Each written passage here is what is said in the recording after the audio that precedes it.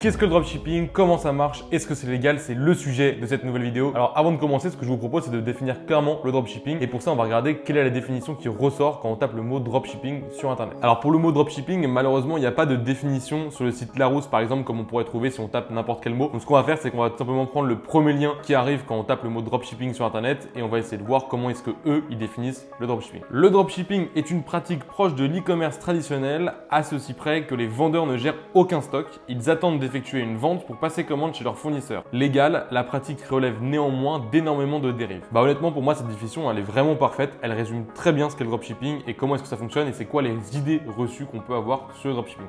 En gros, si je dois résumer cette définition de manière un peu plus simple, le dropshipping c'est quoi? C'est une méthode de logistique qui consiste à commander le produit chez le fournisseur uniquement lorsqu'on l'a déjà vendu. En gros, encore plus simple, dès que tu as une commande, tu appelles le fournisseur, tu lui payes le produit et lui, qu'est-ce qu'il fait? Il l'envoie directement au client final. Du coup, ça explique clairement pourquoi est-ce que le dropshipping est si populaire aujourd'hui, parce que tout simplement, ça permet de lancer une boutique sans avoir de stock et du coup sans aucun investissement financier. Ça permet aussi de ne pas s'occuper ni de la logistique ni du stockage des produits et c'est directement le fournisseur qui va se charger de l'expédition de nos commandes. Pourquoi est-ce que c'est un avantage? Déjà au niveau du stockage, c'est un super avantage parce qu'on n'a pas besoin d'avoir un endroit pour stocker les produits. Et en plus de ça, deuxième avantage, c'est que l'expédition prend énormément de temps et là c'est directement notre fournisseur qui va s'en charger pour nous. Alors attention, il ne faut pas confondre e-commerce et dropshipping, c'est deux choses totalement différentes. En gros, le dropshipping c'est du e-commerce, mais le e-commerce c'est pas forcément du dropshipping. Pour donner un petit exemple, le dropshipping est à l'e-commerce ce que le 400 mètres est à l'athlétisme. En gros, le 400 mètres c'est de l'athlé, mais dans l'athlé, on retrouve plusieurs disciplines et pas seulement le 400 mètres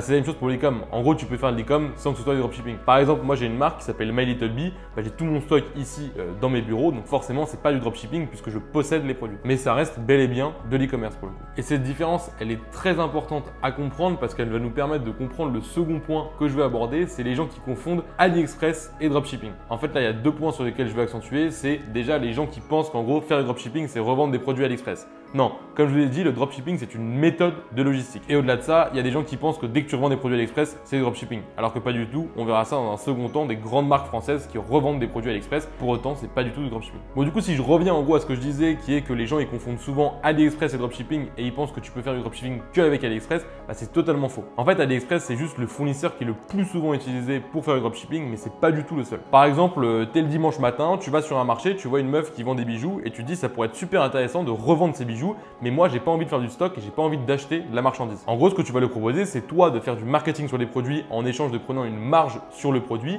et elle en contrepartie, qu'est-ce qu'elle va faire? Elle va juste vendre les produits un à un et les expédier directement au client final. Donc là, c'est du dropshipping, mais on n'aura pas du tout utilisé AliExpress en fait. Et dans tout ça, faire du dropshipping, est-ce que du coup c'est légal en France de faire du dropshipping? En fait, oui, il n'y a rien d'illégal à faire du dropshipping. Le problème, c'est qu'il y a plein de gens qui ne font pas du dropshipping dans de bonnes conditions et qui vont faire des arnaques grâce au dropshipping. Et c'est aussi pour ça que le dropshipping a une si mauvaise image que ça en France. Alors effectivement, tu as beaucoup de dropshippers qui vont faire les choses vraiment mal, soit en termes de déclaration légale, ou alors même en termes de produits choisis. Ils vont choisir des produits qui soit ne marchent pas, ou alors sont de très mauvaise qualité. Mais c'est pas pour autant qu'il faut généraliser, parce que tu as des dropshippers qui vendent des produits de qualité, qui le font très bien et ils font de mal à personne, et ça s'appelle juste du commerce. Parce que oui, les gens qui disent que le dropshipping c'est une arnaque parce que tu revends des produits AliExpress 4 fois plus cher, alors ça franchement, faut arrêter. En fait, ce qui dérange les gens, c'est qu'ils ont l'impression de se faire entuber parce qu'ils considèrent qu'ils auraient pu eux-mêmes aller sur AliExpress et commander le produit. Et à ça, j'ai deux réponses. La première, c'est que les gens confondent chiffre d'affaires et bénéfice. En gros, ils pensent que si tu prends un produit à 10 € sur AliExpress et que tu le revends 40 € sur ton site web, tu vas faire 30 € de marge. Alors que la réalité, elle est tout autre. Il faut déduire la TVA, les impôts, le coût du site, les frais publicitaires, les frais du service après-vente. Il faut déduire vraiment plein de choses avant d'arriver au bénéfice final que le vendeur va faire. Et tous ces coûts, c'est des choses que le fournisseur chinois, lui, il n'a pas. Parce qu'en fait, quand vous achetez sur AliExpress, vous allez directement vous-même chercher le produit. C'est pas AliExpress forcément qui va vous faire de la pub pour un produit bien brandé, sur un beau site avec un beau service après-vente.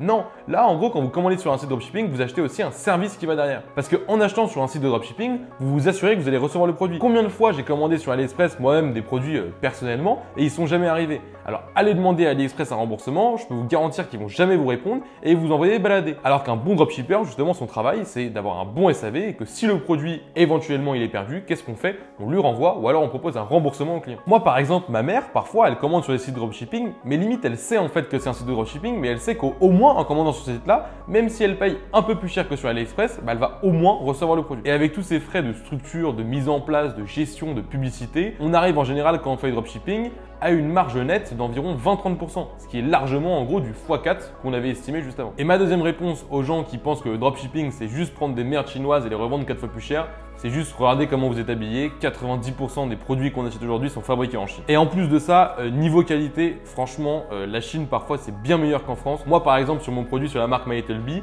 avant on produisait en Chine, maintenant on produit en France. Et tu as des gens qui préfèrent largement la qualité du produit quand il a été fabriqué en Chine. Donc pour le coup, c'est vraiment pas parce que c'est fabriqué en France que ça va forcément être de meilleure qualité. Et de la même manière, ces soi-disant merdes chinoises sont vendues dans des grandes enseignes 10 fois plus cher. Par exemple, je prends l'exemple de Nature et Découverte. Vous rentrez chez Nature et Découverte, vous prenez n'importe quel produit, les 3/4 ils sont disponibles sur AliExpress. Et est-ce que pour autant, du coup, Nature et Découverte c'est de l'arnaque? Non, je pense pas. Donc en fait, c'est juste la base du commerce. Forcément, on fait une marge sur le produit. Forcément, quand c'est dropshipping, elle est plus apparente parce qu'on peut soi-même aller chercher le produit chez le fournisseur. Mais en fait, si vous trouvez le fournisseur de Zara sur internet que vous voulez contacter, bah forcément vous aurez le produit moins cher, ça paraît logique. Donc voilà, avant de terminer cette vidéo, si tu t'intéresses au dropshipping, dans la description juste en dessous, tu pourras trouver un lien avec un e-book de 17 pages qui t'expliquera comment tu peux te lancer en dropshipping en 2022. Le e-book est totalement gratuit et il se trouve dans la description. N'hésitez pas à vous abonner si la vidéo vous a plu et on se retrouve pour une prochaine vidéo. Ciao!